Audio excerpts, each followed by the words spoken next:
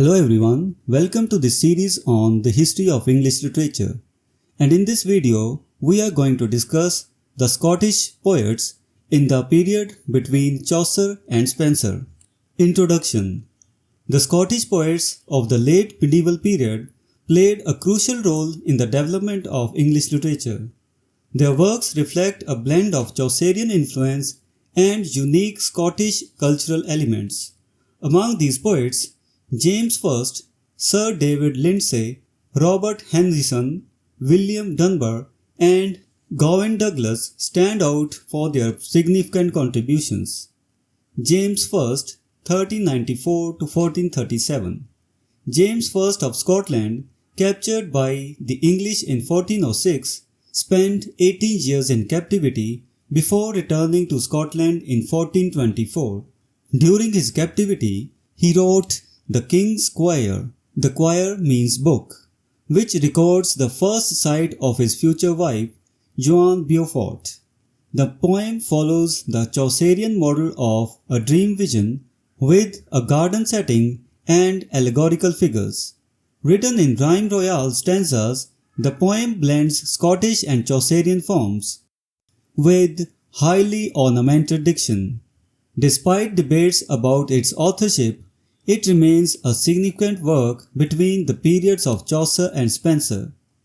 James I's other attributed works include Pebbles to the Play and Christie's Kirk on the Green, though their authorship is doubtful. His ability to craft vivid descriptions and convey passionate emotions places him among the notable poets of his time. Sir David Lyndsay, 1490 to 1555. Born in Fifeshire, Sir David Lyndsay served in the royal court and eventually became Lion King of Arms. His longer works, written during his court service, include The Dream, The Testament of Squire Meldrum, The Testament of Complaint of Pepingo, and An Pleasant Satire of the Three Estates.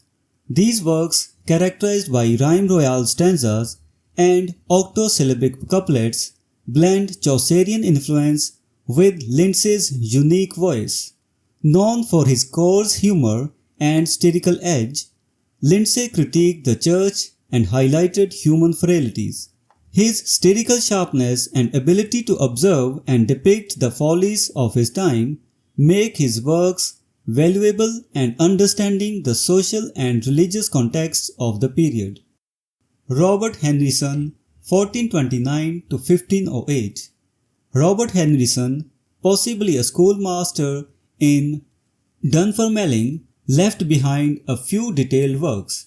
His longest poem, The Moral Fabilis of Aesop, showcases his dexterity with rhyme royale stanzas. The Testament of a continuation of Chaucer's Troilus and Cresside and Orpheus and Eurydice, an adaptation from Boethius, exhibit his skill in tragic and moral themes. Among his other poems, Robin and Macain stands out for its pastoral charm and precision. Henryson's ability to blend moral instruction and engaging narrative and his skill in using vivid, descriptive language highlight his contributions to Scottish literature. William Dunbar, 1460 to 1530. Considered the chief of the Scottish Chaucerian poets, William Dunbar was born in East Lothian and studied at St. Andrews University. He became attached to James IV's household and was appointed official rhymer.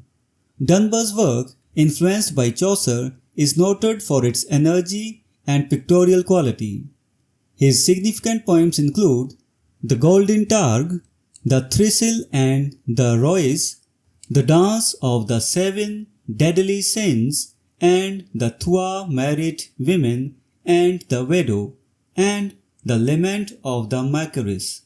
Dunbar's ability to capture macabre and satirical themes, combined with his mastery of meter and vivid imagery, makes his work distinct and influential.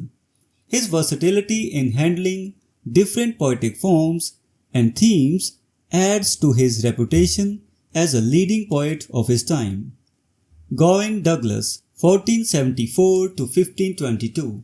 A member of the renowned Douglas family, Gawain Douglas studied at St. Andrews University and likely Paris before becoming a priest and bishop of Dunkeld.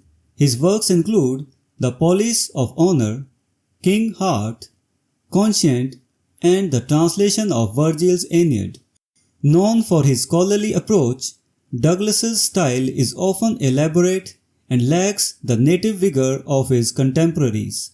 But his translation of Aeneid is noteworthy for its competence and poetic ability.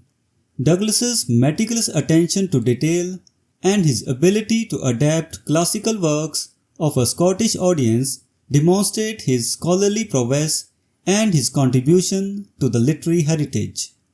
Conclusion: the Scottish poets of the late medieval period significantly contributed to the literary landscape, blending Chaucerian influence with unique Scottish elements.